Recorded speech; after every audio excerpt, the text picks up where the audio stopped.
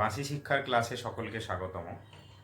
আজ থেকে আমি শুরু করছি বাঁশি কিভাবে বাজাতে হয় তার একটা বেসিক নলেজ বা সাধারণ একটা জ্ঞান, যে কিভাবে বাঁশি বাজানো যায়। আমি চেষ্টা করব শেখানোর যে কিভাবে বাঁশি বাজানো যায় বা কিভাবে আমরা বাঁশি বাজাতে পারি। তো আমার হাতে দুটি বাঁশি আছে। এই বাঁশিটা যেটা আমরা সাধারণত এইভাবে বাজাই, স্ট্রেট, এটাকে সোজা বাঁশি বা স্ট্রেট ফ্লুট বলে। আরেকটা বাঁশি আছে যেটাকে আমরা এইভাবে ধরে বাজাই, এটাকে আমরা এইভাবে বাজাই, তো এটাকে আর বাঁশি বলা হয় জেনারেলি। তো এই দু ধরনের বাঁশি আছে, এবং এই যে সোজা বাঁশি, এই সোজা বাঁশির আবার অনেকগুলো সাইজ হয়। যেমন এটা যদি আমি মেপে দেখি, এটা প্রায় 12-13 ইঞ্চি, 13 ইঞ্চি মতো, মানে 1 ফুটের একটু বেশি। আর এটা যদি দেখি, এই বাঁশিটা বেশ অনেকটাই বড়, এটা প্রায় 17 ইঞ্চি একটা বাঁশি। তো এই আর বাঁশি আবার অনেক রকমের সাইজ হয়। অ্যাকচুয়ালি সাইজগুলো হয় বিভিন্ন স্কেল অনুযায়ী। আমরা আস্তে আস্তে শিখবো, শেখার চেষ্টা করব। তো এটা যেমন একটা আছে 18 ইঞ্চি, এটা যেমন আছে একটা আরও একটু 21 ইঞ্চি। আবার এর থেকে আরেকটা আছে আরও বড়, এটা এর মেজারমেন্টটা যদি দেখি, এটা হচ্ছে 25 ইঞ্চি, এবং এর পরেও আরও আছে 28 ইঞ্চি, 30 ইঞ্চি, 32, 36 ইঞ্চি অবধি আমাদের বাঁশি থাকে। তো অ্যাকচুয়ালি আমার উদ্দেশ্যটা যে সমস্ত বাচ্চা ছেলে বা মেয়ে বাঁশি বাজাতে আগ্রহী, তাদেরকে শেখানোর জন্যই এটা শুরু করা। যারা প্রথাগত স্কুলের পড়াশুনো ছাড়া কো কারিকুলার অ্যাক্টিভিটিস হিসাবে বাঁশি বাজাতে চাই বা মিউজিক পছন্দ করে, তাদেরকে শেখানোর জন্যই এটা করা। আমি নিজেও বাঁশি শিখছি, শেখার চেষ্টা করছি আরও। তো সেক্ষেত্রে আমি বাঁশির শিক্ষক নই, তবে আমি যেটুকুনি জানি সেই নলেজটা শেয়ার করার চেষ্টা করছি, যাতে করে আশা করি যারা বাচ্চারা রয়েছে তারা বাঁশি শিখতে পারবে। তো আমি একদম শুরুতে যারা বাঁশি বাজাতে পারে না বা এখনও কোনো দিন বাজায়নি, তাদের জন্যে, তাদের সুবিধার্থে স্ট্রেট বাঁশি বা সোজা বাঁশি কীভাবে বাজাতে হয় সেটা দিয়ে শুরু করছি। তো প্রথমে যদি আমি বাঁশির সাথে একটু পরিচয় করতে চাই, এই যে সোজা বাঁশি রয়েছে, এখান দিয়ে আমরা জেনারেলি ফু দিই। এই জায়গাটা দেখলে বোঝা যাবে এটা একটু হালকা করে এখানে অসমানভাবে কাটা রয়েছে। এইভাবে আমরা ধরে সাধারণত ফু দিই।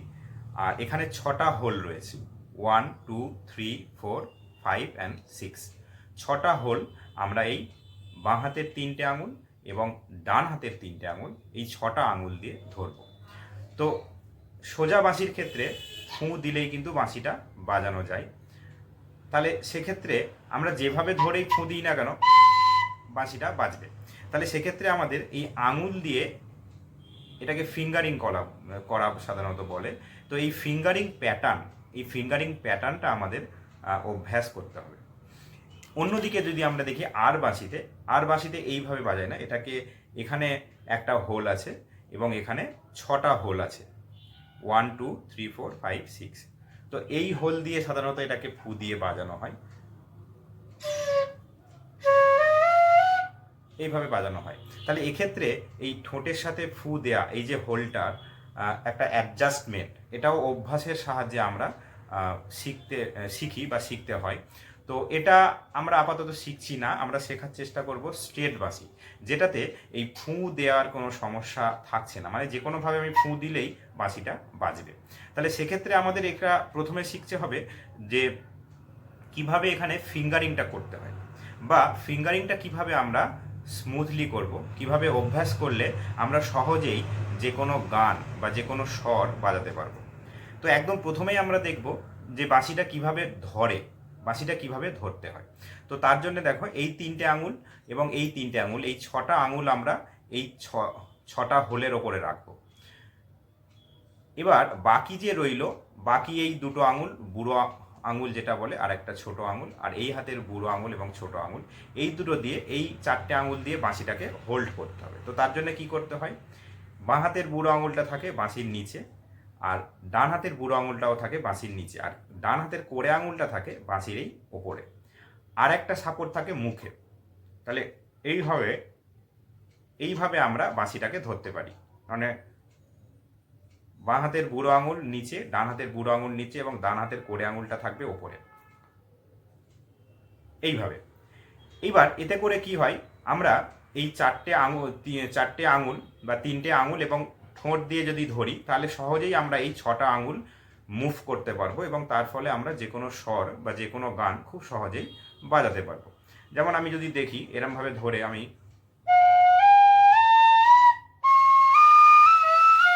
এইভাবে আমি বাজাতে পারছি।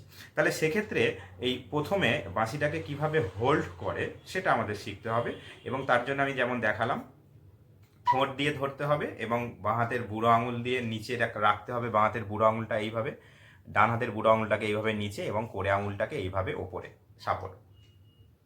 এইভাবে যদি আমরা ধরি তাহলে বাঁশিটা আমরা খুব সহজেই বাজাতে পারবো।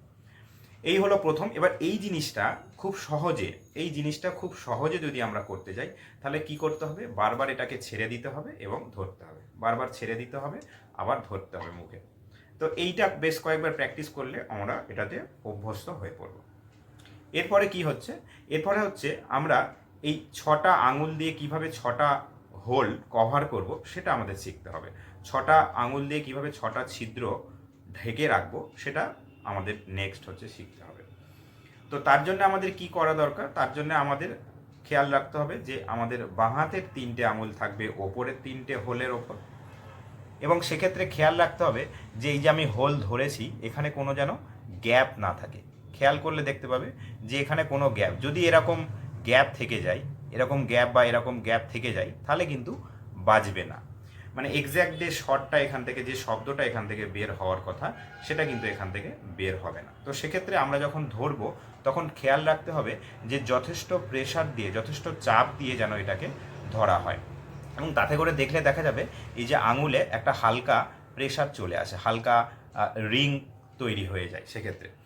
তো তাহলে বাঁ হাতের 3টে আঙুল আমরা বাঁ হাতের 3টে আঙুল আমরা ওপরের 3টি ছিদ্র কভার করব এবং ডান হাতের 3টে আঙুল দিয়ে আমরা নিচের 3টি ছিদ্র কভার করব।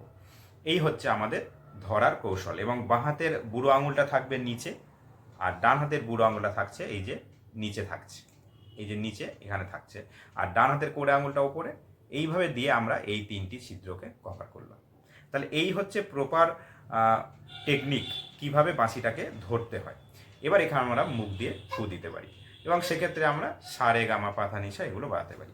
তো এই যে একদম শুরুর দিকে যারা বাঁশি ধরেনি বা বাঁশি বাজায়নি তাদের ক্ষেত্রে কি হয়, এই যে আঙুল দিয়ে এটাকে ধরতে গিয়ে অনেক সময় গ্যাপ থেকে যায়। স্বাভাবিকভাবেই 6টা হোল 6টা আঙুল দিয়ে কভার করা যায় না।